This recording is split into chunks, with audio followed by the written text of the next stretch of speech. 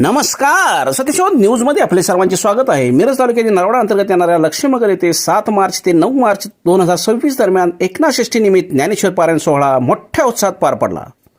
या निमित्त भजन, कीर्तन, प्रवचन आदी कार्यक्रम पार पडले. यावेळी घेण्यात आलेल्या दिनांक 8 मार्च 2026 रोजीच्या कीर्तन सेवेत हरिभक्त पारायणकार सौ गायत्री घोडके महाराज देवनाळ यांनी उत्कृष्ट कीर्तन करून भाविकांची मने जिंकून घेतली. तो त्या रस्त्याच्या एका झाडावर जाऊन बसला आणि फक्त बसला नाही तर पानाचा विडा सोबत घेतला. नाथ महाराज आंघोळ करून परत येत होते त्यानं तो पानाचा विडा तोंडात घातला आणि त्याचं जे लाल मिश्रण झालं होतं ती फुंकी नाथांच्या अंगावर सोडली.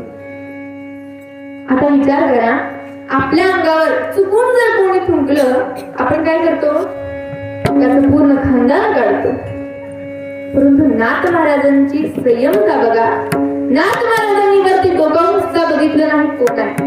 नाथ महाराज परत गोदावरीमध्ये गेले, परत गोदावरीमध्ये स्नान केलं आणि परत ज्यावेळी त्याच रस्त्याने येत होते त्या यवनाने दुसरा विडा केला, परत नाथांच्या अंगावर फुंकला. नाथ महाराज परत गेले. असं 1 वेळा 2 वेळा 3 वेळा नाही हो, तर 108 वेळा तो यवन फुंकला. परंतु नाथांनी काही वरती बघितलं नाही. शेवटी माणूस विचार करा, आपण साधं पाणी घेऊन किती वेळा फुंकू शकतो? शेवटी तोंड दे ती नाशी बनते. किती वेळा फुंकू शकतो? जास्तीत जास्त 50 वेळा. त्या यवनाने पानाचा विडा करून 108 वेळा फुंकला. त्याचं तोंड पूर्ण कुजून गेलं आणि 109 वेळा जेव्हा फुकायला गेला त्यावेळी तोंडातून रक्त बाहेर आलं. शेवटी खाली उतरला. खाली उतरून नाथांच्या चरणावर गडागडा लोळू लागला. नाथ महाराजांनी त्याच्याकडे बघितलं, त्याला क्षमा केलं नाही, बरं त्याला उचलून आलिंगन दिलं आणि म्हणाला, अरे वेड्या, तू स्वतःला दोषी समजू नकोस, उलट तू तर माझ्यावर उपकार केलास. केवळ म्हणाला, महाराज मी काय उपकार केला हो? मी तर तुम्हाला त्रास दिला. नाथ महाराज म्हणाले, नाही वेड्या, मी इतका आळशी माणूस आहे की दिवसातून फक्त एकदा स्नान करायचं. तुझ्यामुळं मला गोदावरीचं 108 वेळा स्नान झालं.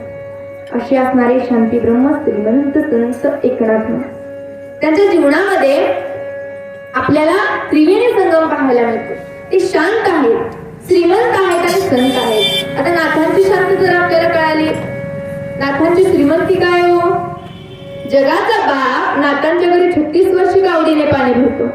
कावडीने पाणी जागरी